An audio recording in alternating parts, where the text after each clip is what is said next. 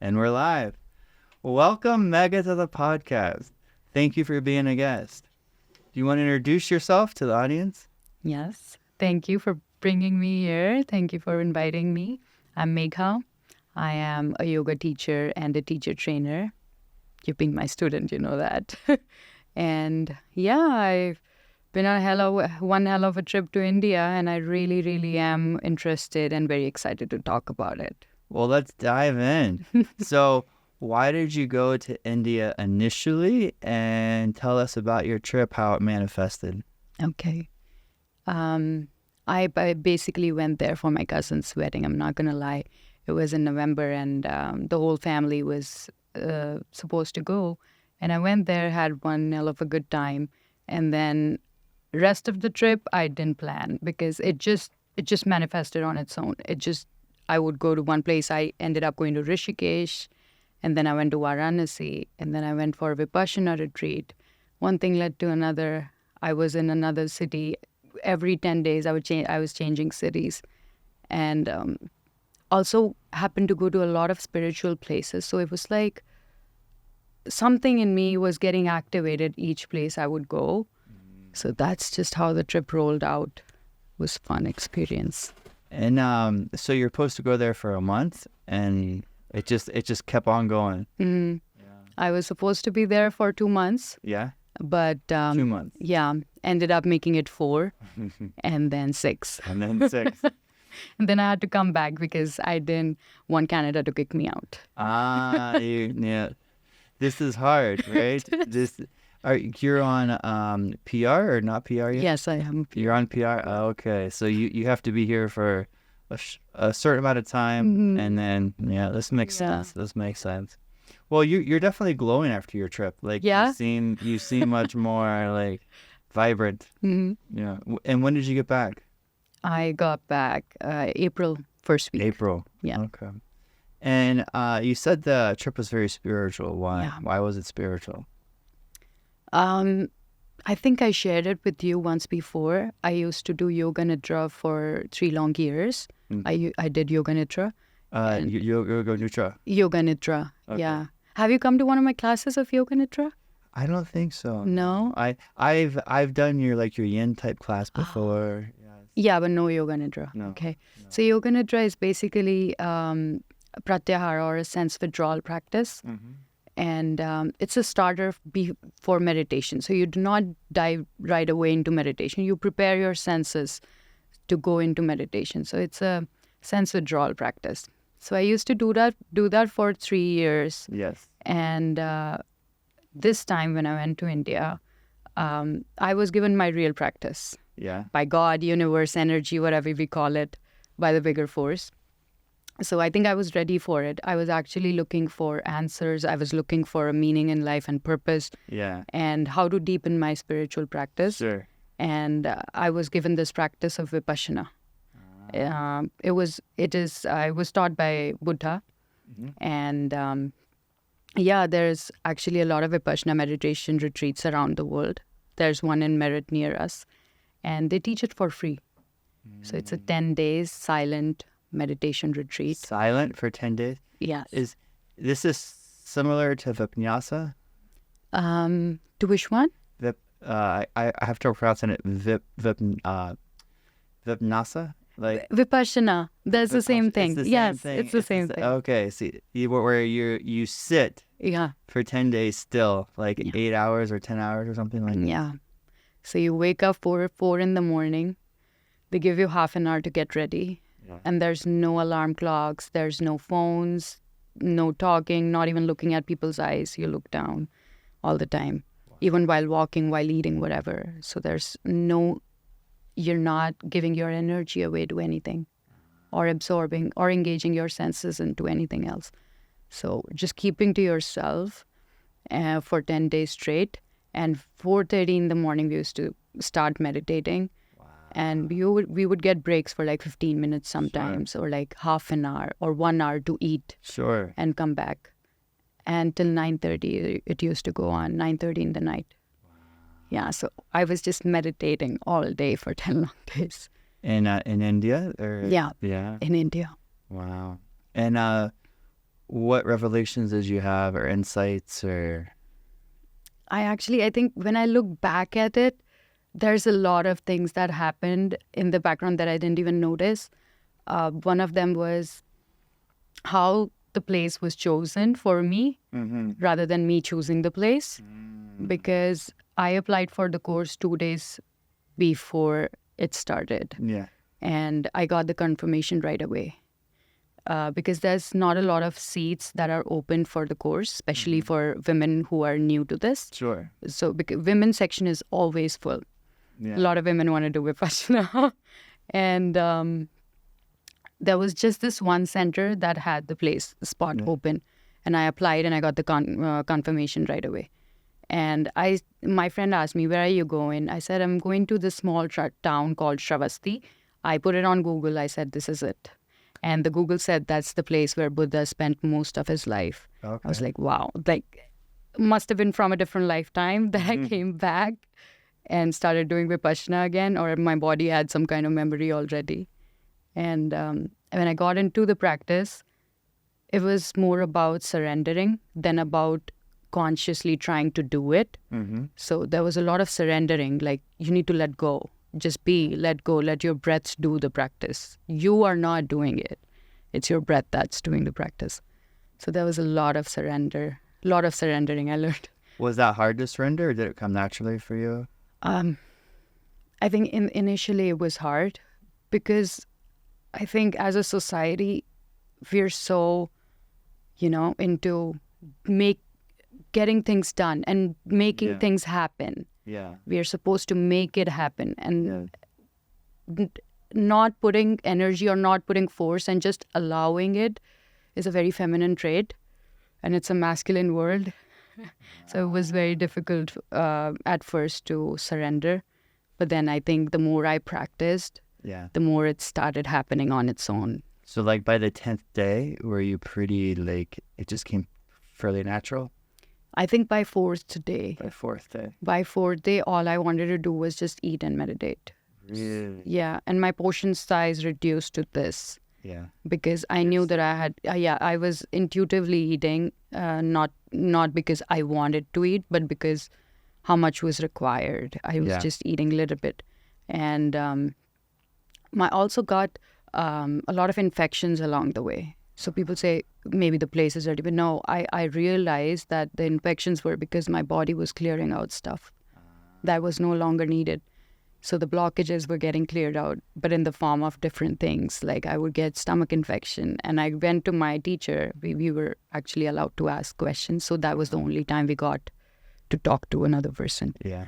And my teacher said, it's getting cleaned up. Your body's getting cleaned up. Yeah. So they didn't, she said, what do you want for your infection? I said, I don't take medications. Yeah. I just let thing be and just go on its own. She said, good, let it be. And the infection lasted for 1 day. That's all. It's amazing because it doesn't usually. It goes on for 3-4 days. But without medication, it just cleared itself up. Wow. Everything was happening pretty quick. Wow. Yeah. There's and by the 10th day, what was your mental state day 1 versus day 10? I think for day 1, I prepared myself. I knew I was going to be here for I'm going to be here for 10 days. I have to stay quiet, not talk. So I mentally prepared myself already, but doing it is a different thing than just preparing yourself. And first few days, I wanted to talk. Yeah. I wanted to let things out. Yes. But by day 3 or 4, I got into the gist. I got the gist. I got into the thing. I was like, I just want to meditate. I think I'll just keep all the energy in. Yeah. And rather than exploding, I'll let it implode inside me. That makes sense. Yeah. And that happened. So by 10th day, I was pretty quiet. Yeah. And after the 10th day, I got my phone back. And for the first time when I held my phone after those 10 days, I felt like, what is this? It feels like a brick in my hand. It's so heavy. Yeah. I cannot believe this used to be a part of my hand. It used to feel like it's a part of my hand. Not anymore. felt like brick. I didn't want to look at the screen. It's too bright. Yeah. That was amazing. Did you like when you went back? Did you find it like that you didn't want to go back, or like what I'm trying to say is like you're in that meditative state. Did you want to continue in there, or are you ready? You're like, okay, like I'm ready to go back into like. Physically, I wasn't ready. Like you were tired. Yeah, not tired. I think I was physically because there was a lot of energy in my body. Like I could feel it. Yeah. I could feel, because the whole practice is about feeling the body. So I got so deep in touch with my body. Because we are not used to being in our bodies. We're used to being in our mind. Yeah. We're thinking about the future or the past, doing this and that, planning, thinking about how are we going to spend the day.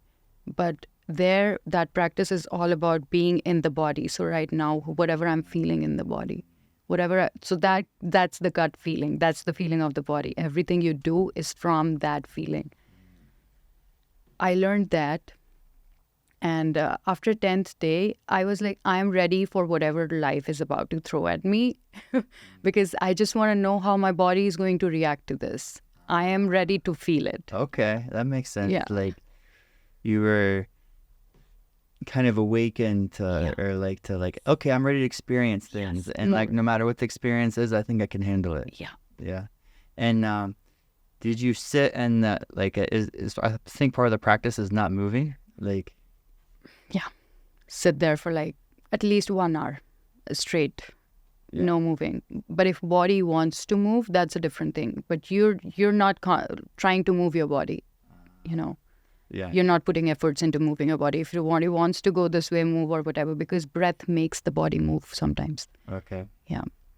And what is the breath like? Is it just normal breathing, or is there a particular technique that you're using?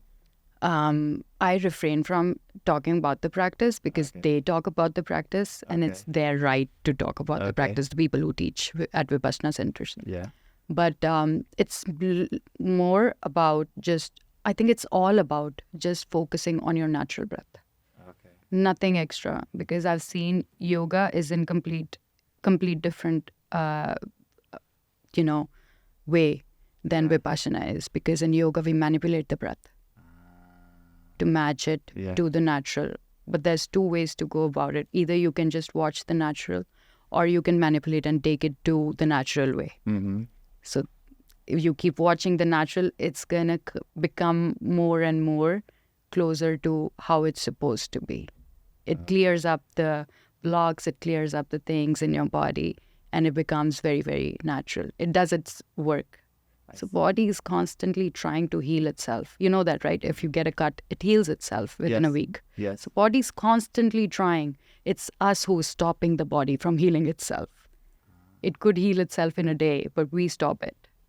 We don't let it concentrate. And how do you think that we don't let it? Is it just because we're focused on other things, or like what are you trying to say? We give our energy away to different things. We don't realize like this is also energy exchange. Sure, of course. Right? But it's productive, or whatever we think productive is. Mm-hmm. It is okay. It's a part of being a human. But if we choose not to give that energy away and use that energy all for one thing, that is meditation, then that's a choice. That's the reason why yogis in India, they go higher up in the mountains and they meditate in the caves. So they do not have to give their energy away anywhere else. Sure. So there's just one pointed focus. One point of focus. Yeah. Yeah. And so you did the vinyasa, and then what happened after that? I assume that was early on in your trip, or? No, it was in the middle of the trip. It was in the middle of the trip. Okay. Yeah. After that, did your trip change, or? I think I became more conscious of I think not even conscious, I would say observant of what I was doing. Okay. And how the body was reacting to it. And I got to know a lot of things about myself. How do I say? So there's a lot of pressure on everybody, I think, after they cross a certain age to get married by the family. So I just really wanted to know if it is for me. Marriage? Yeah. Uh-huh. And I had this question inside me Yeah. because I've been having anxiety over it because it's a big thing in India, and I attended my cousin's wedding, Yeah. and I was the only one in the family who's not married yet. So like everybody was after my life because she's younger than I am, the one who got Okay. married. So the whole and I think Indian culture is a bit different than what it is in the West. They really want you to get married before 25, and I'm the only one in the family who's left. And I really wanted to know if it is just them who's talking and brainwashing me, or is it me who doesn't want it or want it? I don't know. Like, what is it that I want? Yeah. So that was the question inside me. And through Vipassana, I think just through watching the body, I got to know that there's a lot of healing that's required before I get to that step of deciding if I really want to get married or not. Yeah. Because I've had past failed relationships Sure. or things that didn't work out for my benefit Mm-hmm. because I had to evolve and learn. But there's a lot of healing to be done in those areas. Is this what you learned? Like there's still more healing to be done Yes. before your next relationship? Yes. I think that's a very important thing. Like I know me, Uh-huh. I had to do that myself. Like it took a couple years, several years, right? Just like to focus on yourself, like to mature yourself, right? 'Cause I'm older than you. I'm like 37, so I'm quite a bit older than you. Like, and like me, I like for you, you're at least focusing on this early on, right? I don't think you're 30 yet. Like, Yeah, I'm 29. you're 29, yeah. So it's good that you're focused on it early, but like me, I started focusing on this like 33, 34, right? And it takes a couple of years to like build relationships yourself, improving yourself, right? Accepting yourself, accepting others, Yes. being a compassionate person, all these things, right? And to jump in to a relationship for the sake of a relationship, I don't think this is good. Yeah. Yeah, because I think you keep repeating the same thing over and over again until you see it and heal it. Yeah. Yeah, and I know at least know, like in my case, like just taking time focused on yourself and being like, if something happens, it happens, but I'm not gonna seek, you know? Mm. And when you stop seeking, Yeah. that's when the magic happens. Yeah. I feel like everything that we do out of desperation or from the place of need, Yeah. it doesn't turn out good. It has to come to you when you're ready, and it does come. Like the trip came to me when I was ready. Vipassana came to me when I was ready. Yeah. Anything that I do out of desperation, like for me, I wanted to get into Kriya Yoga. But then there's no point of wanting to do something when it's not meant for you. Yeah. Yeah. Even if I tried, what if it didn't work out or whatever? But I really wanted to get into Kriya Yoga, but I think that was not a way for me, not the best suited way. So by itself, the Vipassana, I was thinking of some sadhana. I just wanted some sadhana to come to me, a spiritual practice. Yeah. And it came. But whatever came is for the best, I feel. Yeah. And realizing that and just accepting what's coming, that's a hard thing, right? Just like, but once you get in that mindset of accepting, things change. Yeah, they do. Yeah. And so since your trip, you've been back, has your life been different since returning? Here, Yeah, I think it's pretty much the same. pretty much. Yeah. One thing that I really started believing in and knowing, not just believing, because there's a difference. You believe what you don't know. Sure. But when you know, you know. I agree on this. When you know, you know. Yeah. When you know, Yeah. So because I started living a life of flow, I feel like back there in India, earlier I used to worry about stuff. Okay, I have to do this. How am I going to get this done? This. I was too focused on how. Yeah. And it's not my part to do. It's not the part of the mind to do. Like mind is not meant for it. It's legit written in yoga scriptures that mind is not meant to solve how. Yeah. Its work is just to observe what's happening. And we tend to spend a lot of time on just trying to figure out how. And we stress ourselves so much. I used to. And on this trip, I just went with the flow because I had to surrender. I was made to surrender so many times, not just in meditation, but also when my tickets would get canceled Yeah. or bus wouldn't show up or something would happen and I couldn't travel back to my hometown. I was like, okay, I'm going to be here. Okay, I'm going to be here for as long as you like. Then I would stop micromanaging. I would just wake up, have fun, eat whenever I'm hungry, not forcing anything, no plans for the day. And that's when I tapped into the flow of just accepting the present moment for what it is. And everything would just turn out just fine. That, how, I don't know how to even explain it. Like things just happen at the right time. I understand that. Like when you give up control and you just accept and when you let life, but at the same time, like you have to roll with it. Like you have to embrace it. You have to accept it. Like this person comes into your life or this event or whatever. Like, then you have to like not resist. Be like, okay, let's just go. Yeah. Like let's just see where this takes us. Yeah. Right.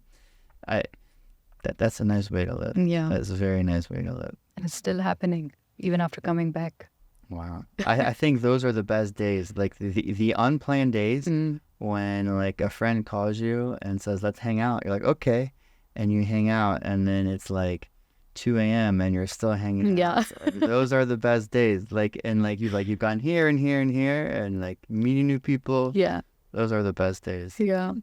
Yeah. So you're continuing to do that here? Like, yeah. It's happening on its own. I'm just sitting back and accepting and just living through it all. It's fun. It's fun this way. Yeah. I feel like I've tapped into my feminine energy more after this trip. Okay. Before I was about making things happen. Now things are happening for me, not just to me, for me, and I'm just having fun and not pushing anything. Also, one thing that I've observed after living life like this is a lot of creative energy is there in me. Like I feel very creative. I would have creative ideas and they would just happen by themselves. So like I knew that I'm going to do a podcast even before coming back. I knew that I'm going to talk about it. And people are going to want to know because they want to know what happened on the trip. Because they could see through my Instagram stories, people are some people who are actually sensitive, they can sense what's happening and there's a change that's happening and they could see through my stories and they wanted to know. And I knew already I'm going to do a podcast and you called me. And because we already talked about it. Yeah. And even before saying it, my brother told me he wanted to do a podcast with me. I was like, see, it's all sorted. It's all coming together. I do not even have to think too much. And again, this idea of teaching a yoga teacher training in India came because I met teachers over there and they themselves said that they want to do this and we can do this together. And why not bring your students from Canada here? And I was like, wow, this makes sense. They would love to, study here, know more about this place, know about the cultural background, take cultural walks with me. The things that I've been doing here, I think they'll love to do it with me. Sure. And all of these creative things, they just keep coming up and they just keep flowing. And I let them and I watch them. That's beautiful. It's nice. That's nice. And so are you on your teacher trainings that you're going to take students from here to India?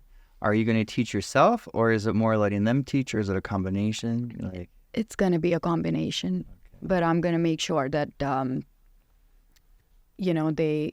they know the 200-hour syllabus already because it's an extended course there. It's big. It's for a month, the 200-hour one. Yep.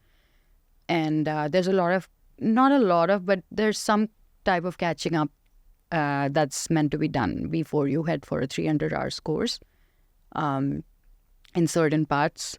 And I think I'll brush them up and teach them the things and catch them up with the three, so they're ready for a 300 hours course. And then from there on, it's going to be a combined effort with the team of teachers back in India who are going to be helping me with the 300 hours one. Okay. Yeah. Very cool. Yeah. Very cool. Are you doing it through white karma teachers, or is it your own thing? Or I have told Andrew about it, Yeah. just told him. Yeah, but I think he'll be supportive. yeah, very cool. Yeah. Do you know when your first what's it called, retreat or Teacher training? teacher training is going to be? I'm planning for February February. 2025. Oh, okay. So Yeah. that's some planning. Yeah. That's a lot of planning. Yeah. Yeah. Yeah, very cool. In your experience, culturally, Mhm. right? How is it different yoga taught in India versus North America? I feel like there's a lot of difference. And I am first thing that I want to say is that I'm grateful that I get to learn there and teach here. Just trying to bridge the gap that is there Mm-hmm. between the teachings. No doubt teachers here are really good and they know what they're doing. But in India, the thing is yoga is ingrained in the culture. How we wake up, what side do we take when we wake up? So we can't. Really? Yes. You have it like a side of the Side bed? of waking. Really? Not the side of the bed, but the side of your body. Okay. Yeah. So you come towards your left side, so your right nostril gets activated before you wake up. So it activates your body. So it's good if you come to that side. Is this common, or is this like what's it a subset of the population that practice this, or Yeah. or is it pretty common through it? A lot of things are pretty common. This one is actually for the people who know yoga. Mm-hmm. It's common for them. Nice. But a lot of people who do not even know about yoga, like before I went for my yoga teacher training, I did not know very much about yoga, or I did not know why do we do these practices that we do in our culture. So You can keep on going. okay, so just one of them is do not drink water with the meals, or not drink water after the meals. So that is a part of Ayurveda. So they say that it's a part of Ayurveda. The Ayurveda. Ayurveda. Have you heard of Ayurveda? No. Ayurveda is medicine. So they talk about the medicine, but the medicine that comes from the nature. Your herbs, medicinal plants, even the things that you have in your kitchen, they're medicinal. Mm-hmm. It makes sense. Like everything, like medicine, like Western medicine comes from generally plants. Yes, that's extracts, right? Yeah. So just using them in the like not what do I say? Not processing them very much. Less processed, more natural, but they know what they're doing because they're not treating the symptoms, they're treating the cause. And the cause is to be treated with the medicine, but also with the things that we do in yoga practices.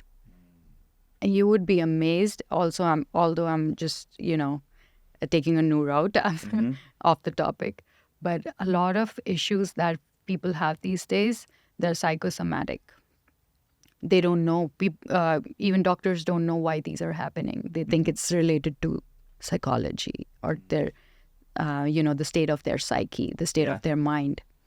That's why a lot of diseases, they manifest like heart problems. They would happen, or heart attack. It would happen after somebody has been through very tough emotions. Yeah. It's pretty common knowledge, right? Yes. But how does it manifest? They don't know why this really happens. It's not just the blockage of the artery by fats. No.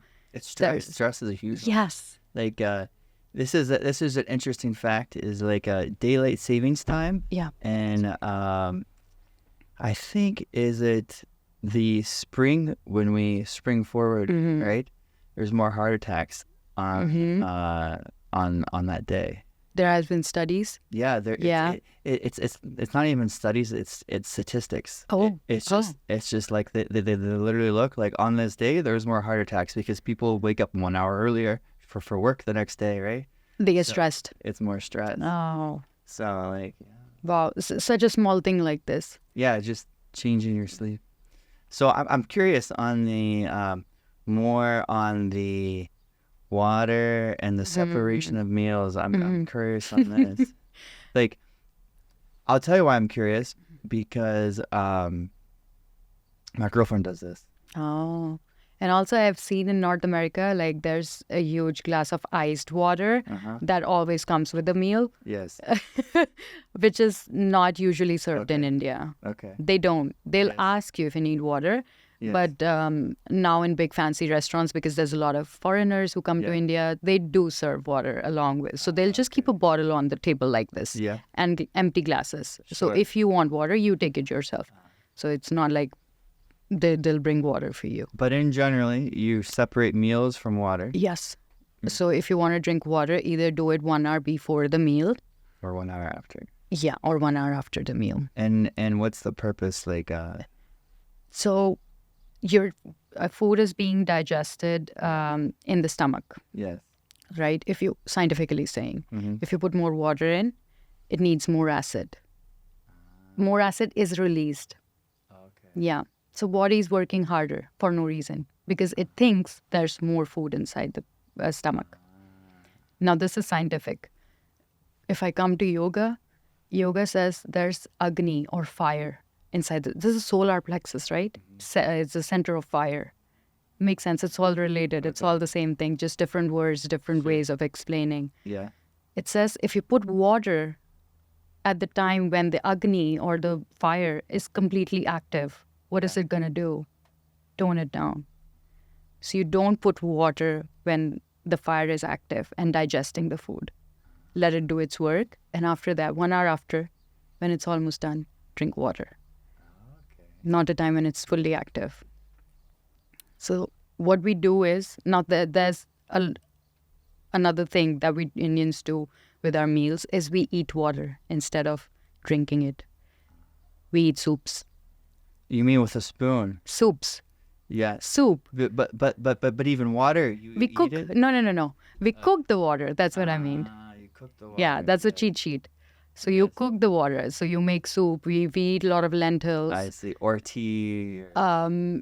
We do not do teas You very don't do much. teas? Not with the food. After the food. After the food. Yeah. But okay, so you're saying if you're having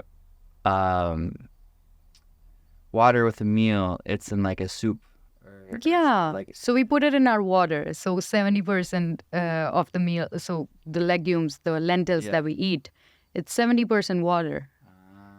Very less of it is like solid. I see. So It's all watery or like curry. in the rice. Yeah. In the curries. Curry. Oh, okay. So you put it in the food. Yeah. But you're saying like to have just it outside the food, like Yeah.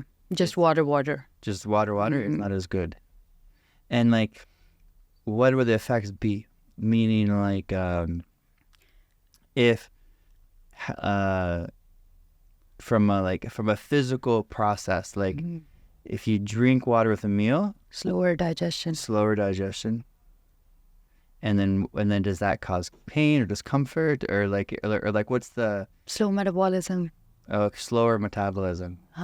Slower digestion. And then you feel sometimes you eat food that makes you feel sluggish. And, it wants you want to take a nap right after. Body naturally tends to get like that Sleepy after meal. after meal. If you're not eating very energizing foods. And then on top of that, if the digestion becomes slower because you drink water with it, it gets, and then over time it's happening. Body forms this habit of slowly digesting the food. So the movement of the whole system becomes slower. And if it's faster, like if you have a faster digestion, You do. I do. Yes. Yes. Your body type says so. Yeah. You're the pitta type. Yes. And I always like a lot of times I drink with like in the morning, I'll have like 2 or 3 cups of water, and then I'll eat my food. But like right back to back, because I'll take with my vitamins. You know, like I'll put my. Generally, I take my vitamins and then I eat right away. Yeah, and There's also 3 kind of body types in yoga that are described. So kapha type, pitta type, and vata type. There are 3 types of body types. Okay. So you are the pitta type. So they have very strong fire, strong agni already. So you're good in that area already. I don't know. I have stomach problems. I do. But then that must be, I told you, remember, I told you to take your breathing easy, not overdo ujjayi, because ujjayi forms heat and your heat is already strong. You know, like I've been in my yoga classes. I've been trying to breathe more softly, like still ujjayi breath, but soft. Relaxed. Not with the force. Yeah. Not with the force. Yeah. That's the kind of ujjayi breath that happens automatically when you meditate. Yeah. You go deeper into the meditation, that's soft without any sound. Yeah. That kind of ujjayi breath starts to happen on its own. Body automatically shifts to it. This is something I could do more of as meditation. I was Yeah. I was practicing earlier, like with just, I'm not sure what it's called, but just like I would say like just observing meditation, like, just sitting there, eyes open, like after practice. You know, like you just just like not focusing on anything, just being there. Yeah. I practice this for like not long, right? Like I'd sit there for a couple of minutes after a class. Everything is a blur, but you're just staring into nothing. I get it. Yeah. Yeah. It's actually a good way to come out of the practice. You know, just ease it out. Yeah. Yeah. And like a seated pose, like I find that's good for many reasons: for concentration, focus, like de-stress, but also like core engagement. Like Oh yes, big time. A lot of people don't realize. When I started yoga, I had a much more weak core, and like like it would I couldn't like you know what I mean, but like slouching. Yeah, a lot of people I hear, they say yoga is for flexibility, and it's a common notion in the West. Yoga is for flexibility, and I feel like, why do you not see the strength coming in? Like, who is teaching you yoga? Because that takes a lot of strength to do yoga. This is what I tell people, like because I started jiu-jitsu recently, and so I do a lot of stretching before classes. So I practice yoga. People notice, right? And then they come after, like, wow, like you're so strong, or like, or whatever. I'm like, it's like, so like a student, not a student of mine, but a student of the class. So a peer of mine came to me and said, hey, like, can you, like, my this are areas of my body that are like really tight or something, right? And like I tried to explain. I was like, okay, you can do these poses, but you can change the pose. You can modify the pose for what you're like trying to do, right? Like you can take a pose and have it more relaxed, or you can put fire behind it, and you can engage all your muscles, right? So that was actually, I've taught yoga classes before, and like I've taught like 5 or 10, something very, very minor, right? I have my yoga teaching certificate, but for me, like it didn't feel like this was. I enjoy the practice. I don't think teaching it is my thing. It's not my thing. No, it's like I need more. Like if you know what I mean. Like meaning maybe I could teach occasionally, but it's not something I want to do like as a full time like thing. I need more like engagement of the mind. Like yoga, I think it's about relaxing the mind. Yes. Yeah. Right? It's about but I think sometimes like me, I want some engagement of the mind. Anyway, but like I enjoyed just teaching it to a fellow peer. I enjoy that experience. Like I don't know, but I thought that was really nice. I just love this about yoga teacher trainings, that everybody can take it, Yeah, just to make it more accessible to other people. yeah. Because some people really don't want to teach. When I started learning, I learned for myself, not to teach. That's why I started too. Yeah. Was those more selfish choice. Yeah. I would say for self-improvement, lost, Yeah. not so selfish. Well, like it is for self-improvement, but like when you're like self-improvement can be non-selfish, but I mean it's just you know what I'm trying to say, like but yeah, like Spread the vibes, Andrew. yeah. But yeah, like I felt yeah, like it was an interesting experience teach like because I never it's an interesting experience in a jiu-jitsu class teaching someone yoga. Like that was a kind of a cool experience. Yeah. Yeah. It's nice. I think people seek yoga teachers out. Yeah, because they're like, oh wow, like you're so flexible or this, I have this pain or this pain, and of course, like I was like, well, I don't know exactly, but you can try this. You know? And, Well, this is one thing about yoga. You get to know your body very intimately. yeah, yeah. You know what's working, what pose is working for which place. It took Yes. me a lot of time too. After yoga teacher training, I did not dive right away into teaching. And this was the reason, because I wanted to learn my body through practice. And then maybe try to teach other people how to access their bodies. Yeah. So it came from with practice. And this is something I've learned too in yoga is like there's different variations of poses, right? And they do different things. Like I used to think like, oh, like this is the right way to do this pose, but that's not true. Like one, it might be the body type difference or a different person. Two, it might be today I'm focused on this versus like, okay, like I want to strengthen my core, this, or I want more flexibility, or you know, like, or I'm stressed, or I need you know, I need to calm down, or I need more energy, or whatever it is, right? So you can modify based on your needs, and that's something like More intuitive practice. it's a very intuitive, yes. It's and a lot of it's like just not thinking; it's just feeling. Yes. Right? It's just Absolutely. I think most of life is just feeling, and we're doing a lot of thinking instead. and like recent like I noticed like I'm starting to slowly over time close my eyes more during the practice, like Just to feel it. yeah, just Feel the body. Be in yeah, the body. yeah. Yeah, that's nice. That's lovely. I think that's why other traditional yoga classes, they give you 10 minutes at the end of the class that is solely dedicated to meditation. At least 10. If you're teaching in a setting that has a lot of students. Here it's like a minute or two. Yeah.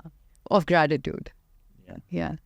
That's one of the reasons why I cannot do classes in studios, because I feel like I'm keeping something back and I want to give all of myself to it. And it just doesn't work. Honestly, I think that our class, it's not long enough. Like Yeah. Honestly, I think hour and a half. Like Hour and a half is a good time. Yeah. it's a good. It gives more time for warm up, more time for cool down, for relax, for. You need the equal amount of time for cooling down and relaxation, because that's the whole point of yoga, right? Yes. To strengthen the core and sit for meditation. That's the whole point of yoga. Yeah. Wow. It's an interesting practice. It's very dynamic. Mm-hmm. I have one friend of mine. He was on the podcast. I'm not sure if you saw this one or not. He's been taking Kundalini yoga. Okay. Yeah. Okay. Wow. That's just not my. It's not my thing to talk about. It's not your thing to talk about.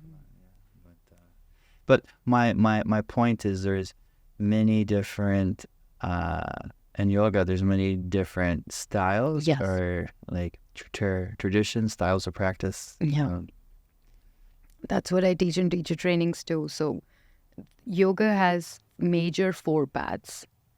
The first one is karma yoga, bhakti yoga, Jnana Yoga, and Raja Yoga. So what we do right now, we practice Raja Yoga. Raja Yoga is the king of yoga. So it's basically Hatha Yoga. Yeah. So Hatha Yoga is the practices that equalize your right and left side, or a right nostril and left nostril, for the awakening of Kundalini. So that's the whole point of it. So we practice physical yoga that comes under Raj Yoga. Now there are other ways to practice yoga too. Karma yoga would be to do selfless acts of service. That's also yoga. Just like servicing your community. Yeah, or maybe just smiling at a stranger. Yeah, that's yoga. You don't even know you're doing yoga all day. And Bhakti yoga is the yoga of devotion. So I think it comes along with the practice. It never, you cannot just start away with bhakti, or unless you're very inclined to. But these are the 4 paths to approach yoga. Yes. Depending on what you're inclined to do. Sure. Sooner or later, you develop all 4 practices, and you start to do the whole thing. You start to be that whole spectrum of the human being that you are. Yeah. But it always starts with the inclination towards 1 or 2. Yeah. I think it's the same for everybody. I came from a background of being a doctor, and I got into yoga. I was very logical about everything in life. It has to make sense. A is equals to B plus C. It cannot be some extra stuff. There cannot be an extra illogical stuff in there. It has to make sense. And for a long time, I searched for sense in yoga, and things were making sense. But then at some point, you gotta surrender. You hit a wall, because after that, if you keep searching for sense. So mine was to study yoga. So that's Jnana Yoga. So that was my inclination, to study and also to practice Hatha Yoga. So I chose 2 ways to enter it. Everybody chooses one or the other, 2 more ways to enter yoga. But at the end, they just start doing everything. That's the lifestyle of Rishikesh. That was the lifestyle I was living back in India. All of the 4 things. Do you miss that here? I do. The vibe of that place is totally different, It's just everything is more easily accessible. Everything is right there. Very supportive community already. Yeah. So they set the whole vibration of the place like that. In evenings, there would be kirtans. So kirtans is chanting the name of the god, or mantras, and dancing and singing. So it's very, as a community. Yes, as a community. People come together and do it. So 1 person or 2 people would lead it, and the rest of them would enjoy. Just lose yourself into just chanting or dancing or singing. Yeah. It's an experience. It's very different here. Yes. Like even today, like what you're saying, like they had this runner event, right?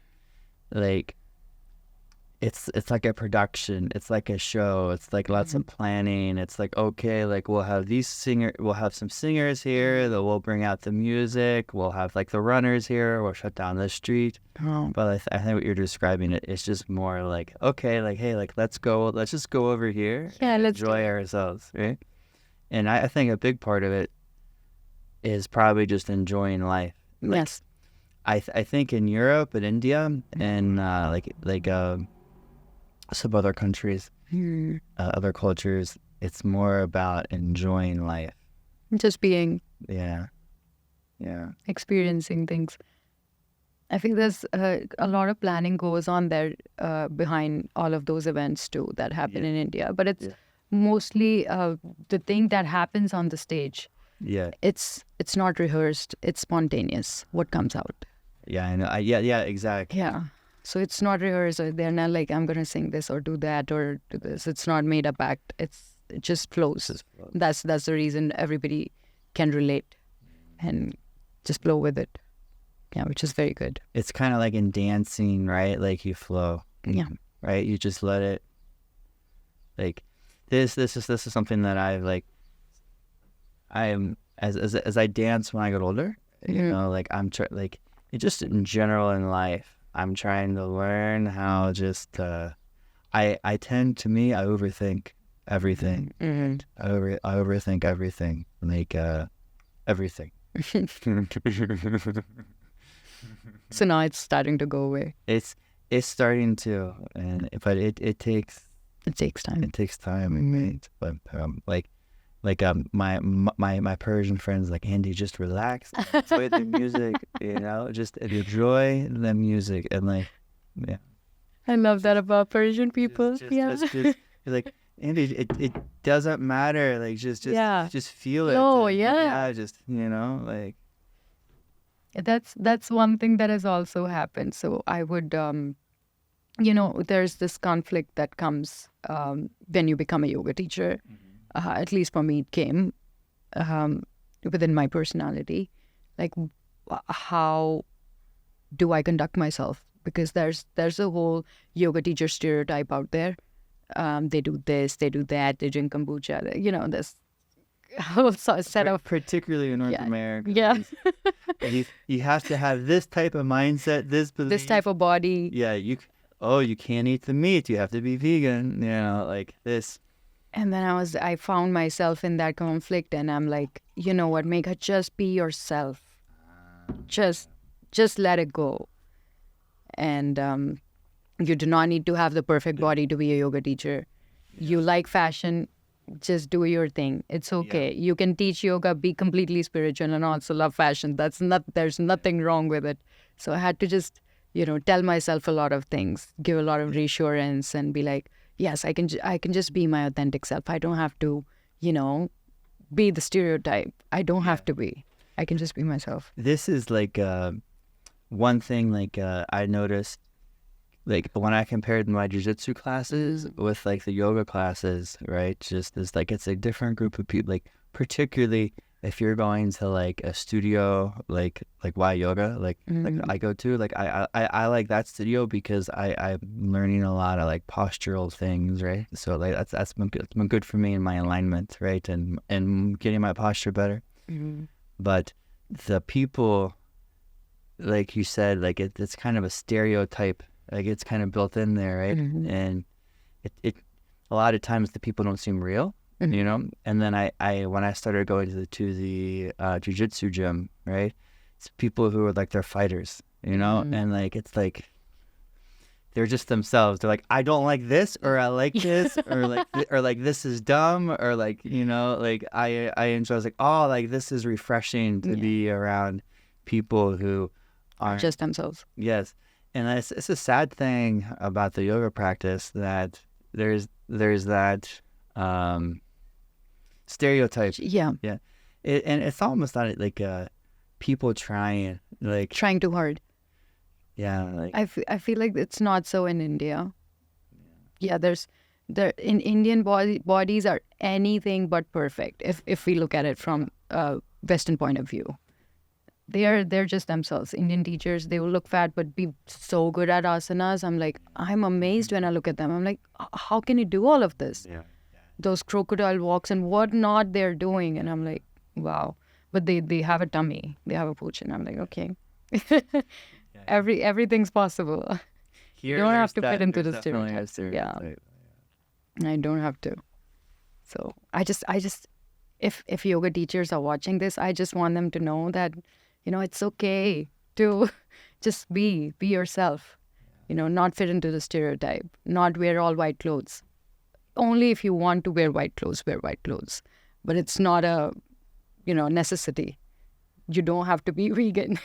You can eat whatever you like. You have to arrive at that point when you're ready in your life. It doesn't have to be a compulsive choice. Nothing has to be compulsive. Just be themselves. It's like you're saying, like the flow, right? Yeah. And take life as it comes. So I've done the Mysore type classes before. Mm-hmm. Have you? Yeah. Ashtanga. Yeah, the Ashtanga.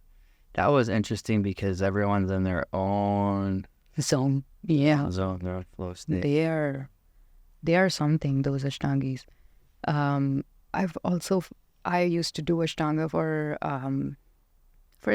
at least one good year. I practiced Ashtanga, and I was shredded. I'm not gonna lie. I was good. I looked good. My abs started showing, and I had my biceps showing, and like I lost weight, and I became quite muscular. But also around that time, I stopped getting my period. It's a very masculine practice. That's when I realized it's a very, very masculine practice. It's a very strong It practice. is.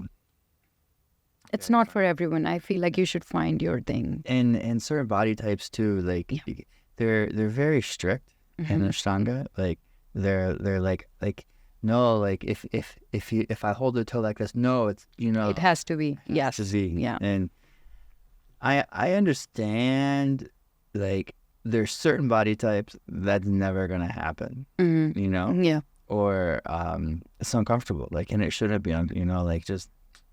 But I understand, like, if you can do it, right?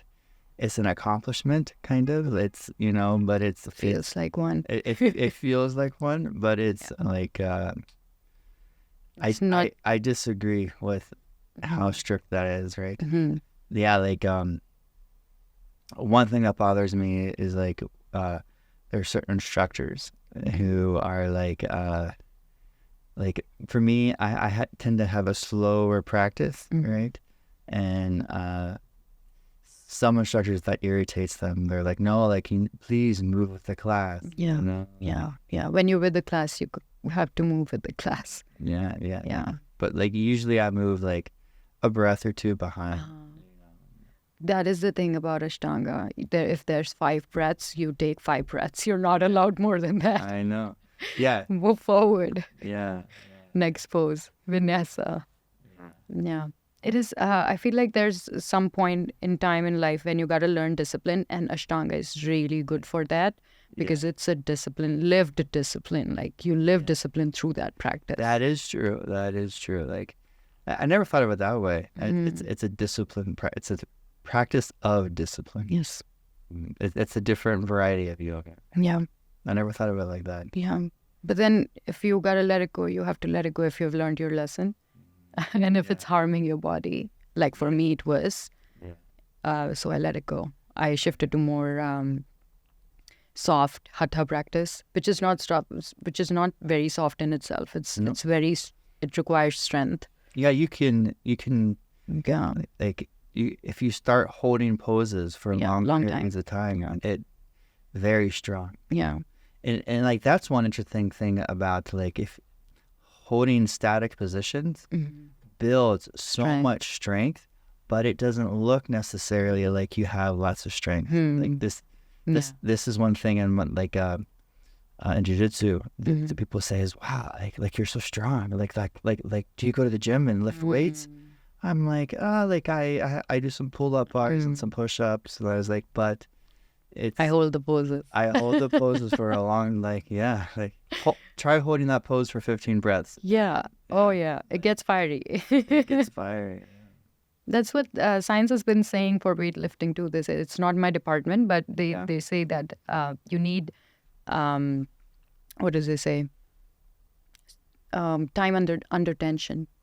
Yeah. Yeah, muscle needs time under tension. Yes. So when you're holding the pose, it's time under tension.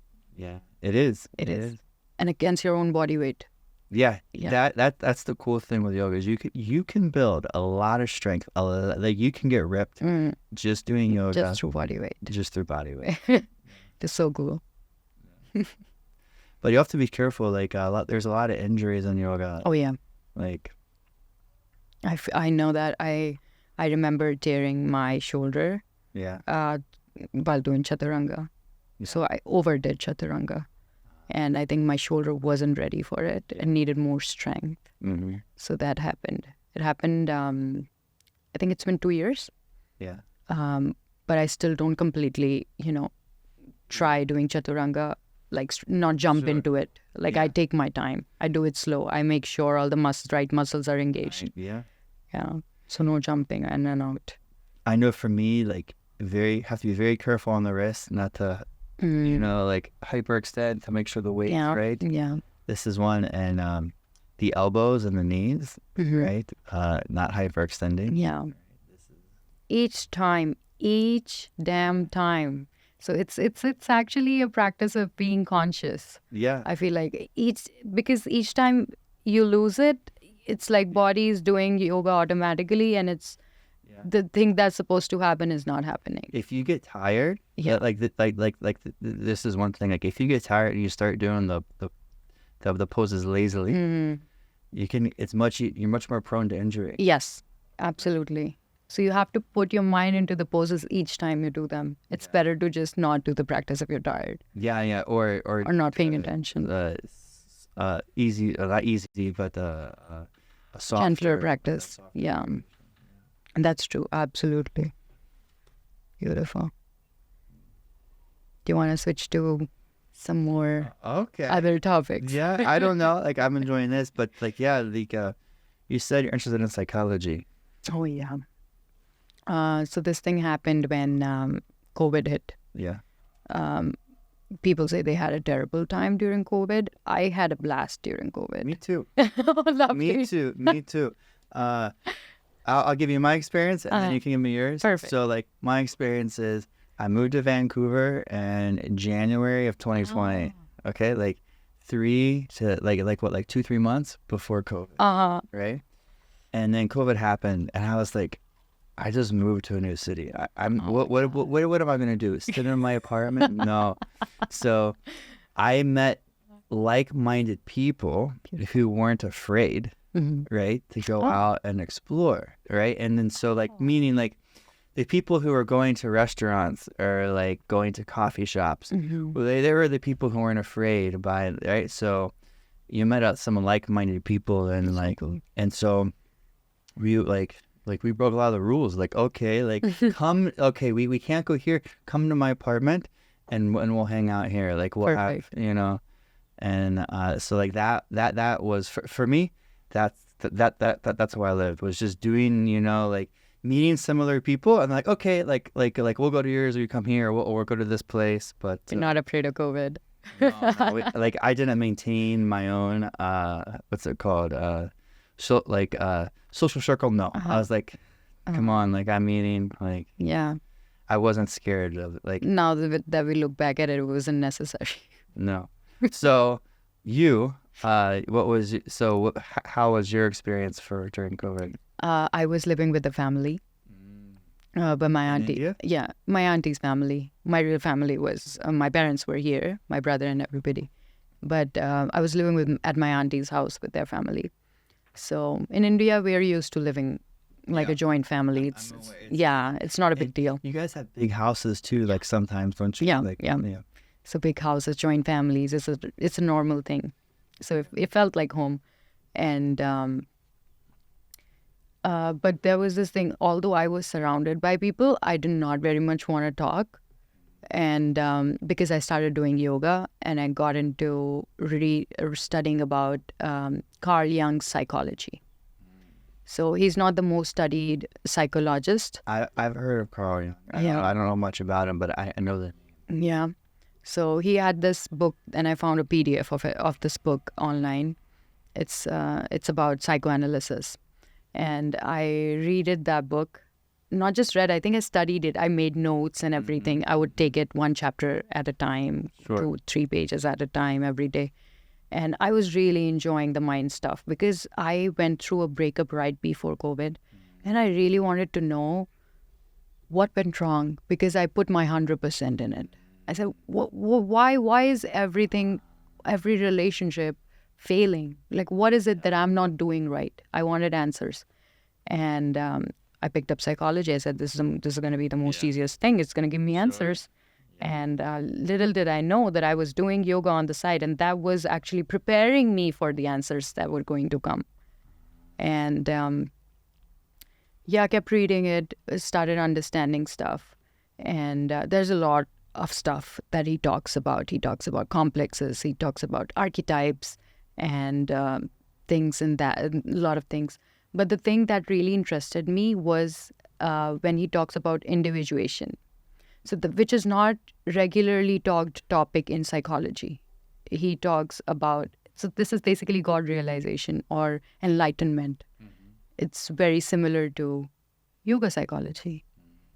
And then I got to know about Carl Jung's background, that he used to practice yoga as a child.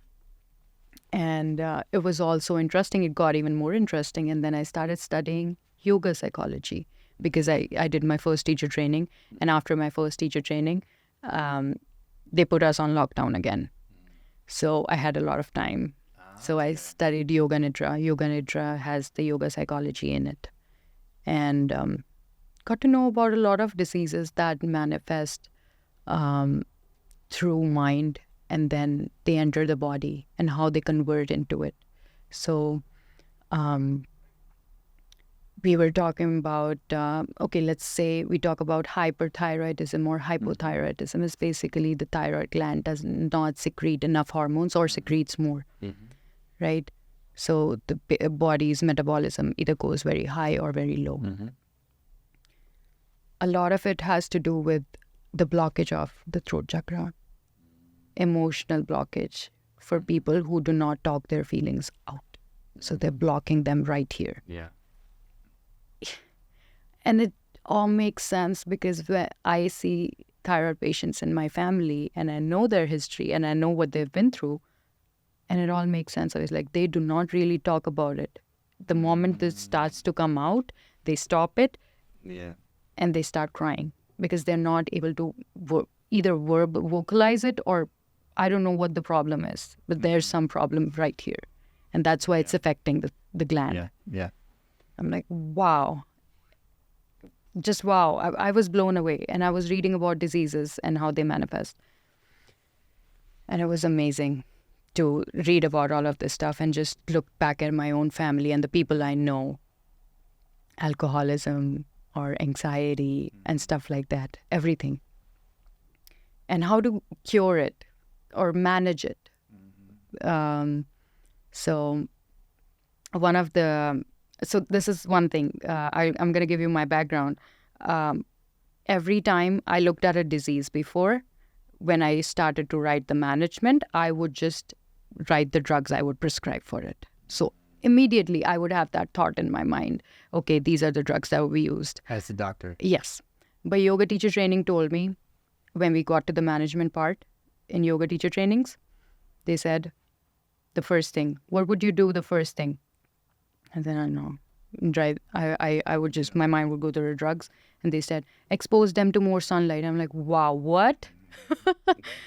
And do this asana and do this pranayama. So it changed my view on, and gave me a view of holistic wellness.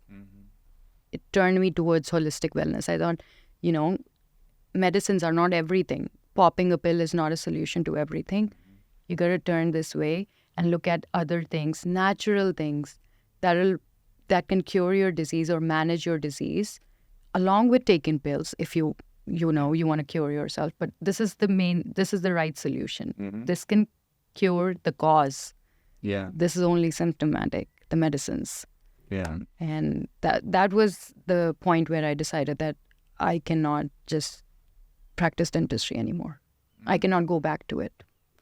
So this is the whole thing that changed the course of my life. And I just didn't look back. I knew I was doing the right thing. And I knew that I found the diamond. I'm not going to, keep searching for gemstones anymore. Yeah. No, I definitely think the holistic approach, just like if you're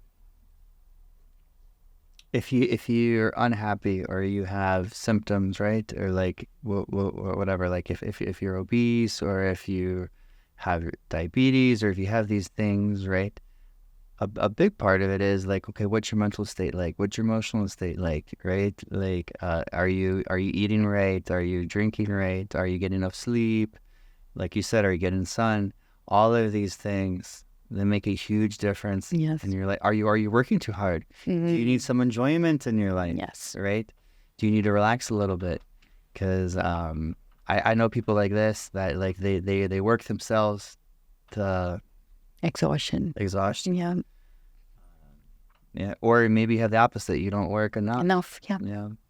Need more physical engagement or mental engagement. Yeah.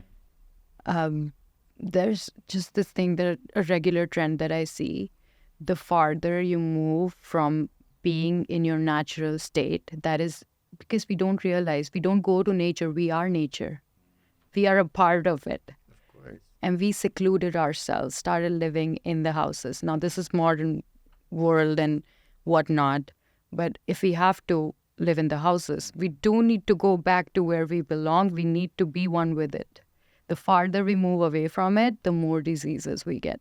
No, I agree. Like there's something like when you go around a campfire, right? Like for me, a campfire at night, there's something special about that. Yes, watching the stars, just Yeah. simple joys of life. Which, like downtown, good luck.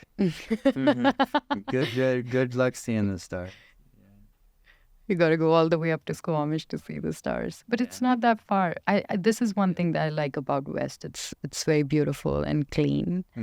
Metro cities everywhere in the world, Of course. they have pollution, but here I feel like I'm living in nature, especially in BC. It feels very much like I'm living in nature. I enjoy the nature part of BC very much. Like it's very nature part. I've heard that so there's two places that I'd love to see. One of them's more realistic than the other. The first one is there's an observatory in Hawaii. Oh, wow. It's above the clouds. It's one of the highest points, right? And like you can go up for a tour, and like on a good day, right, you can go up there, and it's like you're in outer space. Oh, It's just nice. like It's lit up. You see thousands and thousands and thousands of stars, and it's just lit up. And Antarctica, it's the same. Like the Antarctic winter, where the sun goes down. So like this is the unrealistic one, because if you want to experience that, you have to fly to Antarctica and you have to stay there 6 months. Yes, Because training. and not training, because the flights stop. Like it's like because the winter is so harsh in Antarctica. Nobody flies in. No one flies in. Like it's like this is the last plane of the season, you know. So if you're not out, you're stuck there for like 6 months. 6 months or so, and it's pitch black for 6 months, but you see the stars. Yeah, all you see is stars.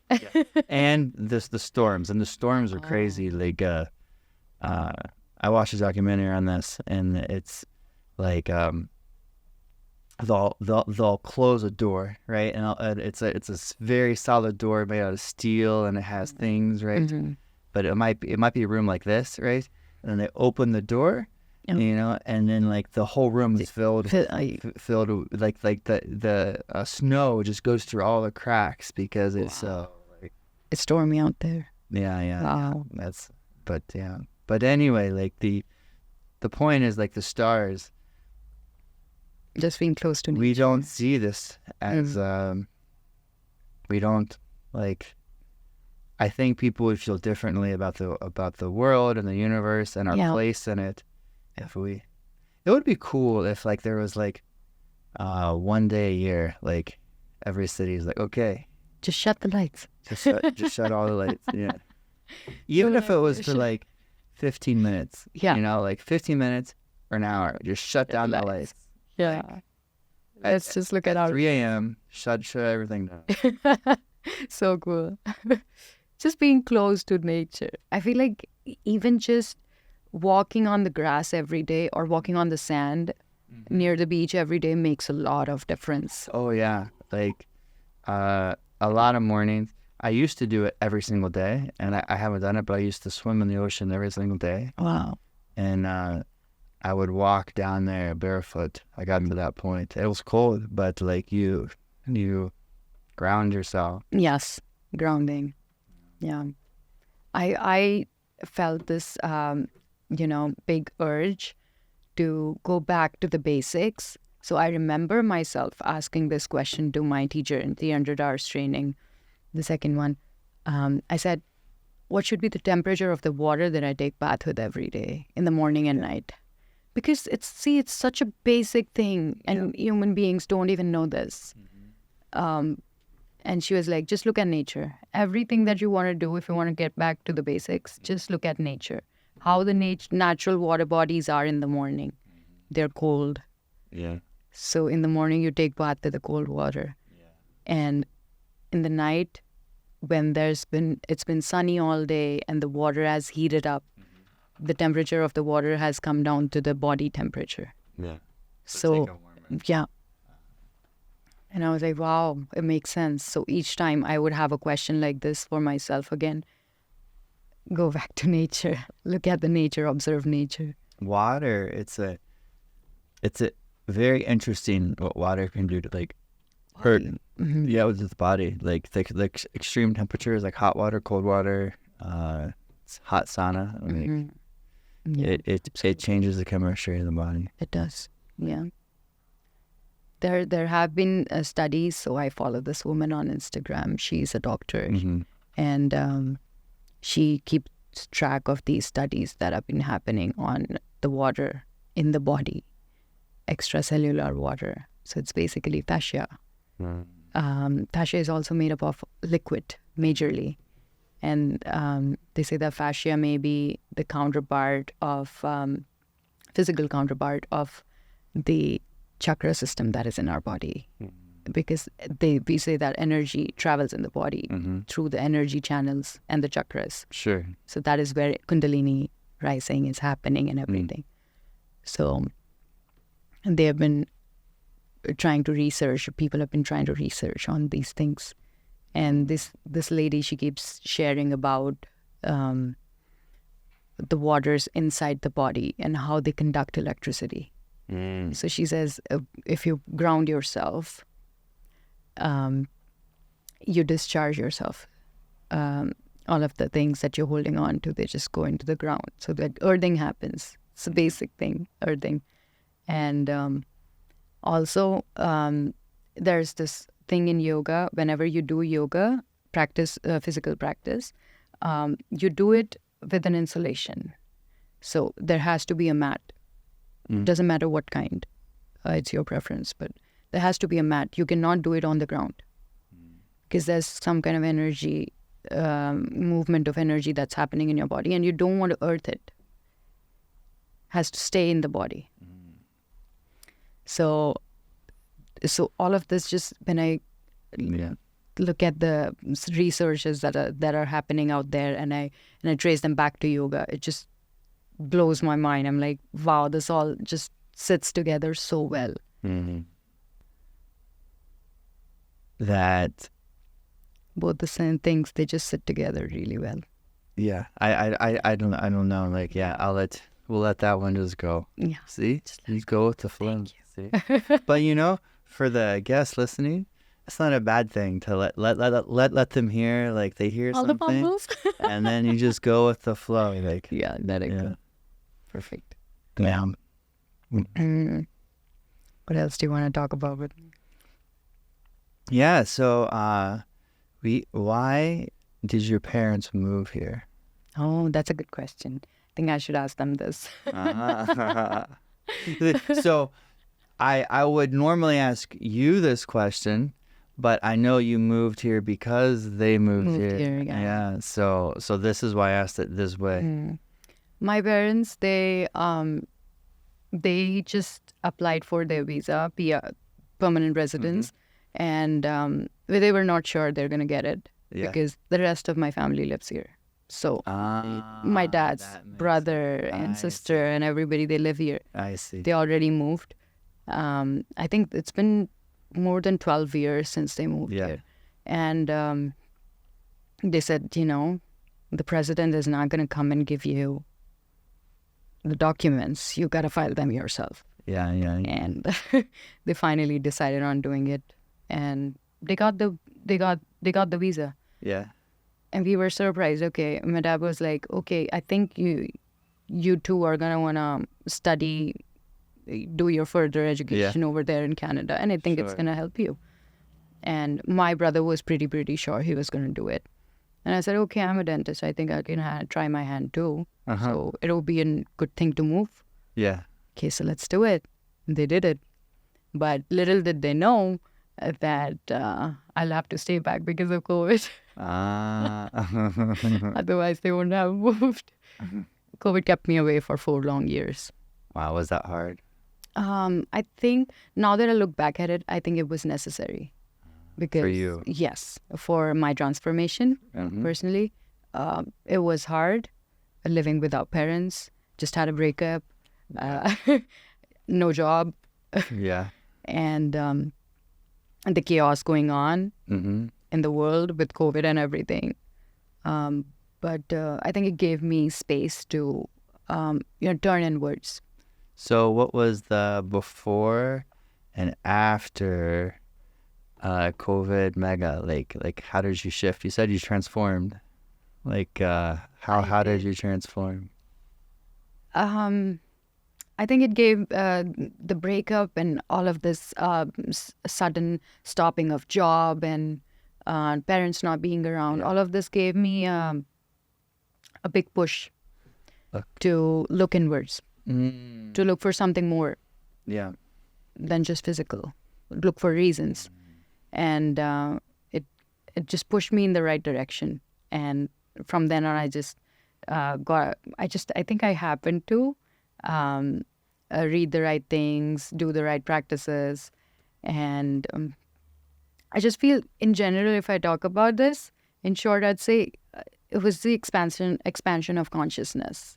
I became more conscious of everything that I did. I looked at my patterns, the kind of things I was repeating over and over, and not just in relationships, not just in romantic relationships, but in relationship with my father, with my mother, my brother, like everybody that I was in contact with. Sure. Yeah, my patterns were repeating, and there's this one thing about patterns: if you observe them, they change over time. You don't have to force the change. You have to be easy. Your parents change over time? No, my patterns. Your patterns. Okay, I Yeah. thought you said your No, parents. not my parents. I was, My I was like your patterns. parents. Like you're Yeah, you're no. changing your parents. I was so No. confused. I was confused. I was like maybe okay, no, go I on. chose the right ones. I won't change You, them. you change your patterns. Yeah, my patterns. Yes, I agree on this a lot. That observing yourself, your mental state, and saying, okay, like I feel this way, why? Mm-hmm. And how do you like, okay, like this state's not good, Mm-hmm. right? But just observing it, how did I get here, right? It's important. Also learned another thing: there's no such thing as good and bad or black and white in life. It's just all lessons, Mm-hmm. and life is lived in the gray area. Yes, and like sometimes you need to feel the uncomfortable, like the anxiety or the Everything. right, because if you don't feel like you won't work through like you have those emotions for a reason, right? And if you ignore them or you don't deal with them, then you're going to get worse, or you're not going to mature, right? I think it's just the way we look at it. Like anxiety and stress, it tells us that something's wrong. And it's giving us a reason to start looking inwards and start working on ourselves, because something is wrong. There's something wrong in the body. That's why it's not functioning right.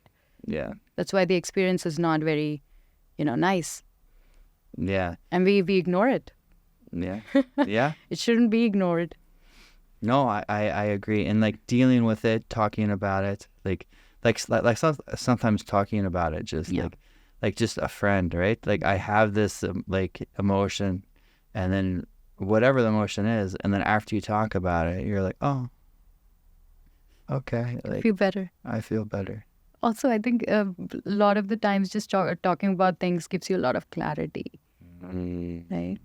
Yeah. Or just writing about things. Yeah, I do enjoy writing about things, like, and particularly writing about something and then coming back to it the next day, right? Like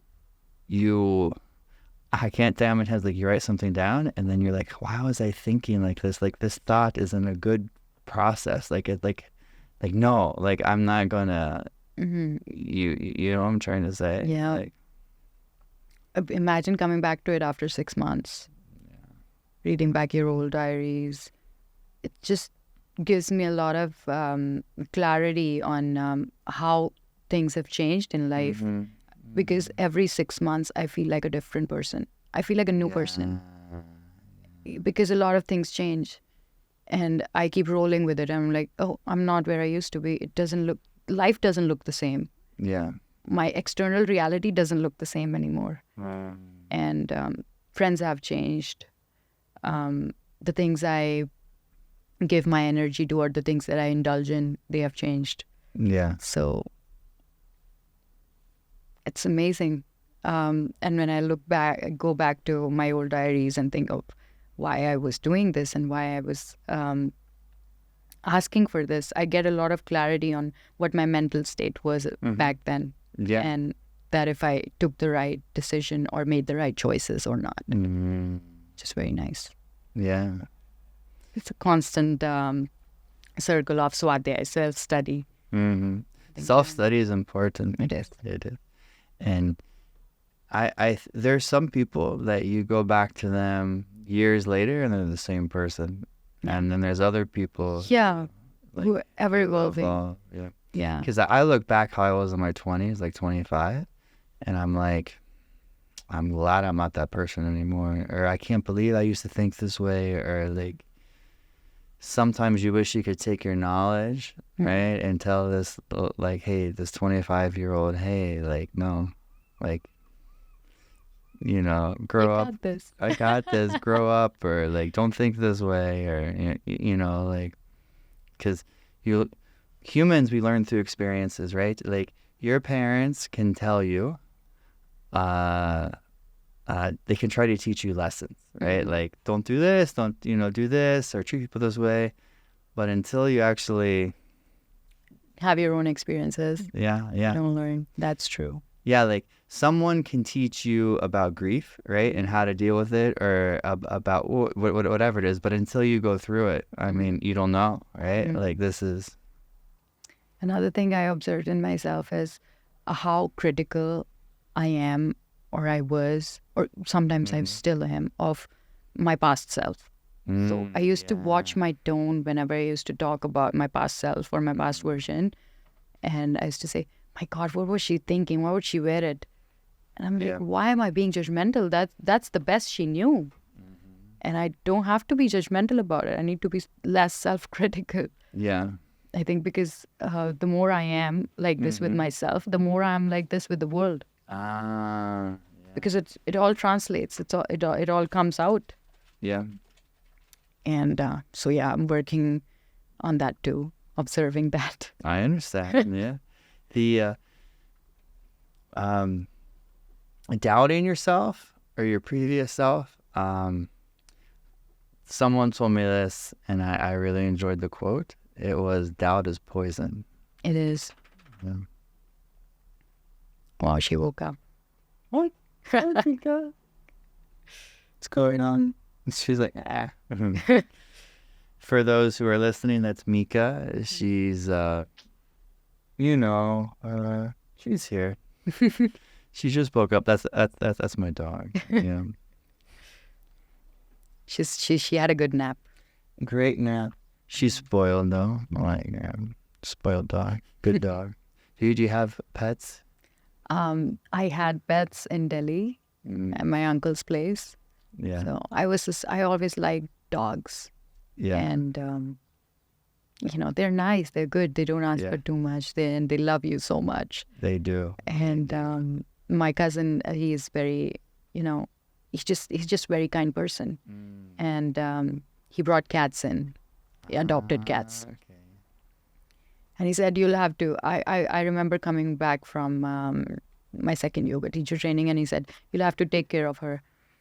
I'm like, I don't like cats. Just keep this away from me. Keep this thing away from me. And ended up taking care of her. And I fell in love with her. Yeah. Yeah, all pets are beautiful. Now I know if I can fall in love with a cat, people can fall in love with anything. Cats are not my favorite, I'll be honest. But if I agree, if you can manage to love it, But some cats are nice. Like growing up, we had one cat named Shadow, Mm. and it was more like a dog. Oh. It was like long hair. It would come lay on your lap, Oh. like yeah, like that was nice. Wow. Yeah, but and then we had another one named Skittles, and it was anxiety. You know, like it's like you know, person comes in the house. They have their own personality. Yeah. So mine are very detached. They don't want love. Cats, your cats. Yeah, they're detached. They don't want love. Yes. They'd come in for food. If you say treat, they hear the word. And then they come. This is the reason I don't like most cats, is because they're aloof. They don't care about you. They don't care. No, they're like what would you say? Like, they don't call you master. They're like, servant, bring me my food. Yes. And then you give them their food, and they're like, okay, bye. I'm on my way. Yes. Versus a dog, they're like, you know, Yeah. they're looking at you to serve, right? Yeah. Dogs are very friendly. But I think that there's always a lesson everywhere. Yeah. Yeah. I think they showed me how I am, so they showed me a mirror. This is how you are. How so? Not in every sense, but like some part of me, I feel like I'm very detached. I do not call my parents very much. If I'm away, I would call them once in 3 days. But I care about them, so there's a healthy kind of detachment. Like, Sure. yeah, Sure. yeah. But yeah, in some ways, I thought like it was they were trying to show me a mirror, like, because I would grab them and want love, like I would try to love them like a puppy, and they would just flinch away, like, no, we're not here for that. I understand. I understand. You know, we don't like your energy. And one thing that I love about animals, absolutely, is that they would shake it away. They would shake everything away. If you touch them, even dogs do that. If you touch them and they don't like it, they would just go away and just shake it away. And I'm like, wow, if humans did this more, you know, just shaking away the energy that they don't like. Yeah. Sometimes that's hard. Like sometimes you're around a person and they give you like a bad feeling or energy, right? And it's sometimes it's hard to, yeah. Just go to a room and just shake it away. Yeah. And, Oh my God. but that is a real thing. Like, your energy that a person's carrying, they rub off, right? It's yeah. And I think that's why when we do hip openers, we say in yoga, there's a lot of repressed emotions that come out, and people start crying in hip opening classes. I've been in yoga classes before where people start crying. It was like one of my first yoga classes, and like this person starts crying, like, and the instructor handled it well. Like, she comes over and, like, you know, but for me, an outsider, I was like, what is this? Yeah. You know, like, I thought this girl was crazy. Yeah. What if the whole world said this is happening? Yeah. I was like, all we were doing is some stretching, and this girl crying. I love that about yoga. But also, I think it's a point of perception. Like, you had that kind of perception at that point. The you know, that kind of consciousness. Like, you didn't look at yoga as a healing thing or like something bigger than stretching, and you're like, I'm in a stretch class. Why is this this girl crying? And now, after, you know, studying and learning all of this, you're like, I understand. That happens. I understand. It hasn't happened to me, but like, no, like I. What session was it? What? No, I said it hasn't. Oh, it hasn't. It hasn't happened to me. Like, where I go in, like, you know. And come on, crying. Yeah, no. Oh, I think something similar to it has happened to me. So it was one of the chest opening sessions, and it was all like, it was the wheel pose. So we were prepping for the wheel pose, and it's not just me. I think I've seen my students too struggle in that pose. So it comes from my anxiety or fear came from not being upside down. Yeah. Because I've not been like that. Yeah. Not since I was a kid. Yeah. Not after yeah, that. yeah. So, that was one fear, and the other was, I think it was more to do with the emotions. I was so stuck in my chest always. I just noticed it so many times. I had to practice a lot of chest opening, camel pose, and stuff like that Yeah. before trying to attempt a full wheel pose. So my chest was not open, and I think it was grief, sadness, pain that I was trying to keep it. Yeah, hunched over. Yeah. My posture became like this. I think I shared it with you before too, why the posture becomes like this. And slowly I just tried to open the chest, and but my teacher was so smart. She could see through it. So she just asked me to breathe into that area. And I think that was the best instructions that I've ever received. Not trying to distract me, Yeah. but helping me through the breath. It's the wisest instructions I've ever received. I do exercises for my back to like I do a lot of ball rolling because my spine, my my chiropractor, like the muscles in my spine just got tight. They locked, so I have to, and it's a process, right? Like it takes a long time. Like once that locking happens, like this, but it's for me. It's like a lot of times just surrendering, like because I don't want to be here. I don't want to do this. I'd rather be outside. I I know. you know what I mean. But okay, I'm here, and until you just surrender and say, okay, like this is like This is it. this is it, then the muscles can start to relax. Yes. Yes. I feel that a lot of this happens in yin classes. When people come and they get into the pose, and for like first 30 seconds or 1 minute they're like struggling, and like after that, when it really sets in, everything just sets in place, and they just tell themselves, okay, and because I do too, Yeah. okay, relax, just let it go. For me, I notice a lot in like fire log. It takes like Tension in the hips. because like I start and my hips are like this, and then after a couple, like it's a slow, like, but you can't force. If you force it, it's painful. Yes. But if you just Let it be. let it be, yeah, Slowly comes. It relaxes down. yeah. It's just amazing how the same concept applies to the body in different ways over and over, or to life over and over. Yeah. Just surrendering and relaxing, Yeah. Surrendering, relaxing, being yourself, letting things happen. stating your opinions. Wow. Oh, very cool. Is there any other topics that you want to talk about? Let's get a time start. What's the time? One. Oh wow. Yeah, like 20 minutes roughly. Yeah, we have like she used to go at It's 3. yeah. It's still just 2 o'clock. It's gonna be 2:56. 2:56. Oh, yeah. Okay, so just when's your ride coming? 3. 3. Okay. Yeah. So we can wrap this discussion up. Okay. Then. All right. Well, thank you for coming on the show, Megha. Like, it was a pleasure. Enjoyed having you on. Thank you so much Yes. for calling me in. Yes. Thank you for letting me flow. Yeah. I enjoyed it. And yoga words, namaste. Namaste. Thank you. Loved it, Andrew. Thank you so Yes, much. thank you.